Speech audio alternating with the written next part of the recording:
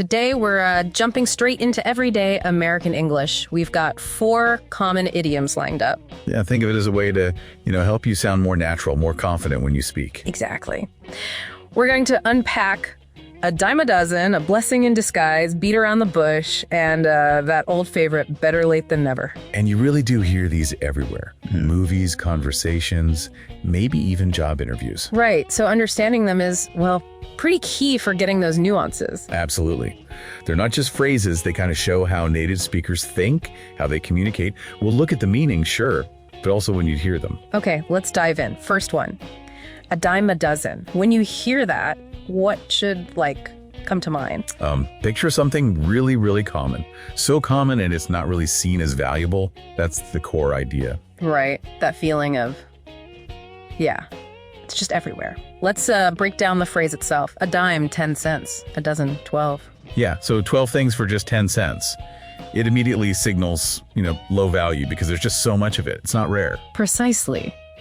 It uses that low cost for lots of items to mean something's commonplace, not exceptional. Like this example, fake designer bags are a dime a dozen in that market. Okay, so what does that tell you? Tells me the market's flooded, right? Don't expect anything unique or high-end there. They're everywhere. Makes you think, doesn't it? About, consumer culture. How things get devalued just by being everywhere. Yeah. Yeah, that's a really good point. And it applies elsewhere, too. Oh, yeah. Think about these clickbait YouTube thumbnails are a dime a dozen. We've all seen those, right? Oh, absolutely. You scroll and they all kind of blend together. No originality because there are just so many fighting for your click. The impact's gone. Right. Sheer repetition. Yeah. And here's another angle, maybe a bit different. Job applicants with no experience are a dime a dozen these days. That highlights the sheer volume, doesn't it? Lots of people starting out. Exactly. It makes it tough for one person to stand out, even if they have potential. It's about that crowded field they're stepping into. So yeah, you see tons of something ordinary, unremarkable. You can think, yep, dime a dozen. Good shorthand for that lack of specialness. Okay, ready for the next one? Some kind of flips things around. Let's do it. A blessing in disguise. This is all about finding the good in something that, initially seemed bad. A blessing in disguise. Like a surprise plot twist in your life, yeah. Something feels awful, but later you go, oh, okay, that was actually good. Exactly that. That moment you look back at a rough time and think, wow, if that hadn't happened, Our sources had some good examples of this. Okay, like this one. Missing that flight was a blessing in disguise. We found out later the plane had mechanical issues. Whoa, that's pretty dramatic. But it really is. What felt like a huge pain, missing the flight, turned out to be incredibly lucky. Saved them from, who knows what. Makes you think how wrong first impressions can be. Totally. Or here's one maybe more relatable. Getting rejected from that college felt awful, but it was a blessing in disguise.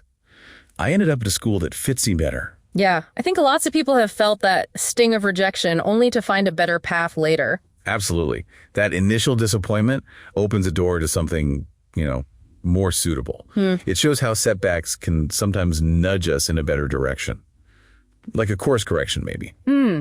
Interesting way to put it. And the last one here, losing that job pushed me to start my own business. Definitely a blessing in disguise. We hear stories like that, don't we? Where something really tough, like losing a job, sparks something new. Yeah, it becomes the catalyst, pushes someone into entrepreneurship or something they wouldn't have tried otherwise. Exactly. So yeah, next time you're facing something really tough, maybe, just maybe, keep in the back of your mind, could this be a blessing in disguise? Even if it's hard to see right then. Good advice. Look for the potential positive. Okay, next idiom. This one's about directness or, the lack of it. Right, we're talking about beat around the bush. Beat around the bush. We've all done it, probably. Or had it done to us. What's it really mean? Fundamentally, it means avoiding the main point. Talking indirectly, vaguely, maybe because you're uncomfortable or hesitant. Yeah, delaying the inevitable sometimes. Our source mentioned an interesting origin story. Ah, yes. It's thought to come from hunting, actually. Old practice. Hunters would literally beat the bushes around where they thought game was hiding. To flush the animals out. Exactly. So the beating around the bush was the indirect action before getting to the main event, the hunt itself.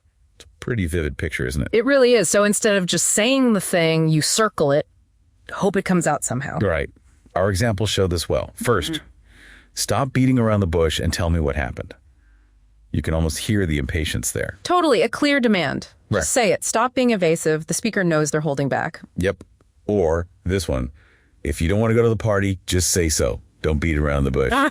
This is about like honesty in communication. Be clear, be direct. Don't just hint. Respect the other person's time. Exactly. And the last one, she kept beating around the bush instead of telling me she didn't want to date anymore. Oof. Yeah, that's a tough situation. And probably pretty common, unfortunately. It really is. That frustration when someone avoids the difficult conversation speaks vaguely, leaves the other person hanging. Prolongs the inevitable, like you said. Right. So, yeah, if someone's being super indirect when clarity is needed, beating around the bush, that captures it perfectly. Definitely good to know, both to spot it and maybe, check ourselves sometimes. All right, last one for today. This idiom's a bit more optimistic about timing. That's right. We're finishing with better late than never. Better late than never. Seems pretty straightforward, right? But why is it so common? I think it's simplicity is key. It just means doing something late is still better than not doing it at all. It's about acceptance, maybe perseverance. Our source notes, it's super casual, used all the time. Oh, definitely. It's versatile. You use it to comfort someone, accept a delay, maybe even joke about it lightly.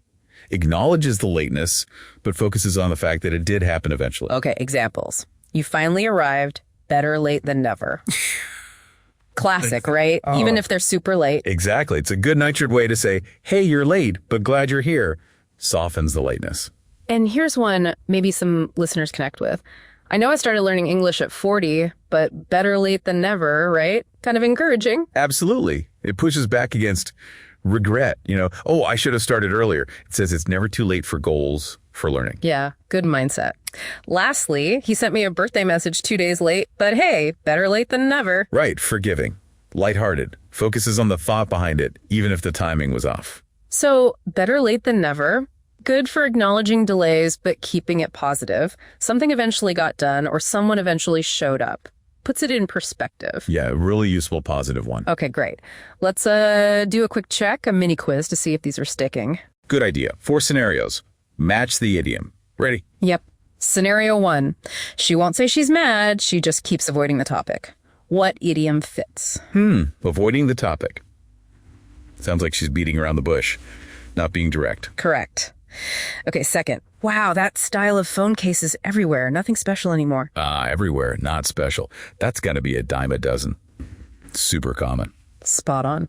Third scenario. Losing that client initially felt like a disaster, but it freed up time for a much bigger opportunity. Oh, seemed bad. Turned out good. That's clearly a blessing in disguise. Nice. And last one.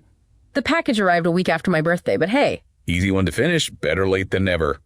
It arrived, even though it was late. Perfect. Okay, just to really lock these in, let's do a super quick recap. The 4 idioms, meaning, and an example. Sounds good. Let's run through them. First, a dime a dozen, meaning very common, not special. Like, those generic coffee shops are a dime a dozen in this city. Next, a blessing in disguise, meaning something bad that turns out good. For example, the unexpected rain cancellation turned out to be a blessing in disguise because we avoided a massive traffic jam. Then, beat around the bush, meaning avoid saying something directly, as in, he was clearly uncomfortable and kept beating around the bush when I asked about the promotion. And wrapping up with better late than never, meaning doing something late is better than not at all, such as, I finally finished that book I started last year, better late than never. So there we go. 4 idioms that are, well, pretty useful. Understanding them, maybe even using them, definitely helps you sound more fluent, grasp those conversations better. Yeah, we really hope you start noticing these now. When you hear English, listen for them. And then, maybe try using one yourself. Absolutely. And hey, here's a little challenge for you listening. Think of a time one of these applied to you. Try writing a sentence using the idiom. Yeah, do that. Write it down. Who knows? Maybe we'll share some good ones in a future deep dive. We'd also love to hear from you. What other idioms trip you up? Or which ones do you find interesting? Definitely. Let us know your favorites or ones you want explained. We're always up for digging into more language stuff. Keep practicing your English, keep noticing how people speak, and just remember every little bit you learn helps. Keep going. Until our next deep dive, keep learning, keep exploring. Talk soon.